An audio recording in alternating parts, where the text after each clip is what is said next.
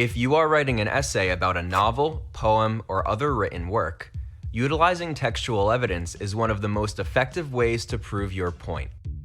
However, you cannot just drop a quote from the text into your essay and assume your audience will understand why it matters.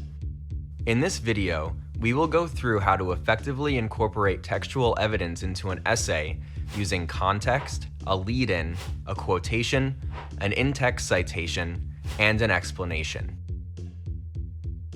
Let's say that you are writing an essay about John Steinbeck's Of Mice and Men, and your thesis, what you are proving in the story, is that multiple characters are lonely and isolated.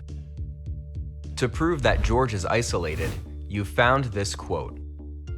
Almost automatically, George shuffled the cards and laid out his solitaire hand. He used a deliberate, thoughtful slowness. By itself, the reader may not understand how this quote relates to your thesis. You can build upon the quote to have it make more sense to the reader. First, every quote needs a lead-in. A lead-in is a small addition to the beginning of the quotation to help set it up and have it make grammatical sense. One example of a lead-in could be, Steinbeck explains how. Another common lead-in is, the author writes, which requires a comma before the quote. If you do not include a lead-in, the quote is considered a dropped quote, which is grammatically incorrect. Next, you must include an in-text citation to state where the quote was found.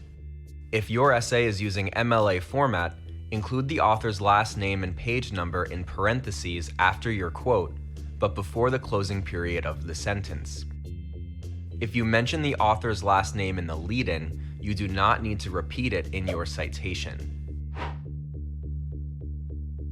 Our quotation is looking good, but it still is not clear how this quote proves the thesis. We need to add some sentences before and after to set up and explain the quote. Beforehand, you must provide context to help the reader understand what is going on in the quotation. Some questions that should be addressed in the context include, when and where does the quote take place? Who is involved in the quote? And what events are happening in the story when this quote occurs? For this quote, we could begin with, in the middle of the story, most of the farmhands vacate the bunkhouse when Curly is trying to find Slim. George and Lenny are the only characters remaining, and George sits at a table and takes out a deck of cards. These two sentences address when, where, and who is involved in this quote, along with what event leads up to it.